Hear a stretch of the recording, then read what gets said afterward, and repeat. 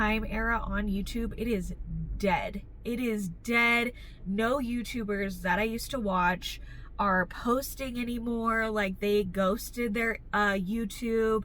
It's all about TikTok. You guys know I still love making YouTube videos. Even after all this time, we're still making YouTube videos. I have taken breaks over the years, of course, just because like my ego was hurt or think that I was good enough. Started YouTube when I was 23. It was like January of 2017, maybe February, that I actually posted my first YouTube video, but I've always been thinking about it, and with that in mind, I have always wanted to be a YouTuber. Why did I want to be a YouTuber? Because they made this life look so cool. You can work whenever you want, you know what I mean? You don't have a 9 to 5, you don't have to answer to anybody. It's all like you're making deals with brands, you're getting sent stuff, you're making videos, you're an entrepreneur, and that's what I wanted to be. This is for me. And I was sorry, I lost my train of thought.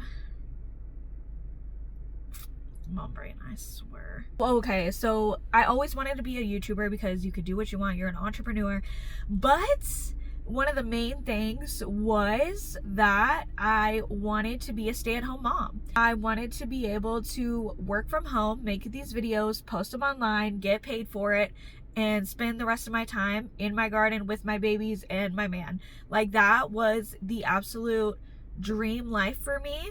That's ultimately why I started my YouTube channel.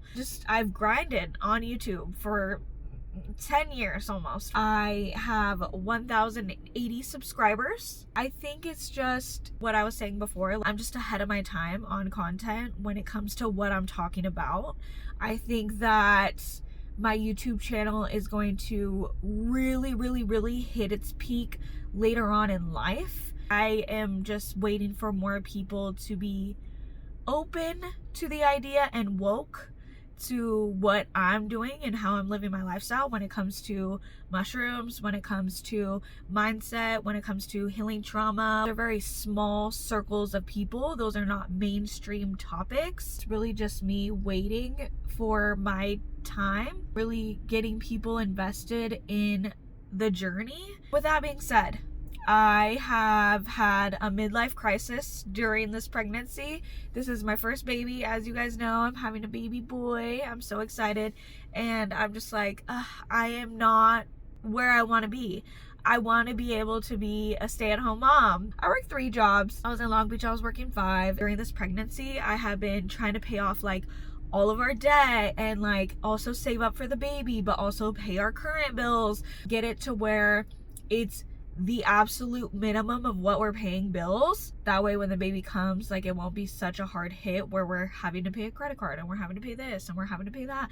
Like, all of it will be paid off. That's pretty much my goal. That being said, I was in a midlife crisis because I want to be, especially with my first child, I want to be there every day. I was around my younger brother. I was 10 years old when he was born, and both of my parents worked so hard, you guys, to provide for us. I just saw like what they missed out on my little brother, and it might not be missing out for them because it was their 4th kid, you know, but at the same time, like, for me, I got to experience all the firsts with him. It was just something that, like, I want to experience with my own child because it was so special with my little brother. When he first started walking, it was me and my 2 other brothers, and I seen him, and he just like randomly got up and he just started walking, like as if he's been walking his whole life.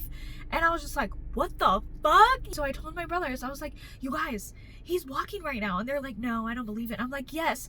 I get a little video recorder, like my little camcord.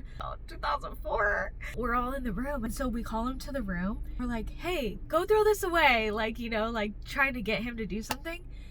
This dude takes the trash and he starts running to the trash can, and me and all my brothers are like, ah! You know, and it was such a beautiful moment for us. And meanwhile, I'm like recording him, and he's opening up the trash, he throws it in, and he comes back and he's all running, and we're just like, ah! And then we all hug him and we're kissing him, and it was just like a beautiful memory that I would love to have with my child. The thing is, you guys, really seeing how fast my younger brother grew up and how much those times just go by so fast is like, I want to spend every second with them. I completely understand the value of time, especially when it comes to children, and I want to invest my time in my child. You're not going to be able to hold them forever. When you walk into the door, be so excited to see you, and you know, things just change over time, and really basking in those moments and those, like, I am hormonal. Cherishing those moments, you know? Ooh, I'm getting choked up just talking about it. October's coming up soon. This is literally me, you guys. How can I be a stay-at-home mom by October? I am thinking of all these creative ways.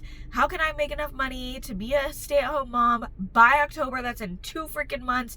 What do I have to do? How can I do this? This is the moment the door opened.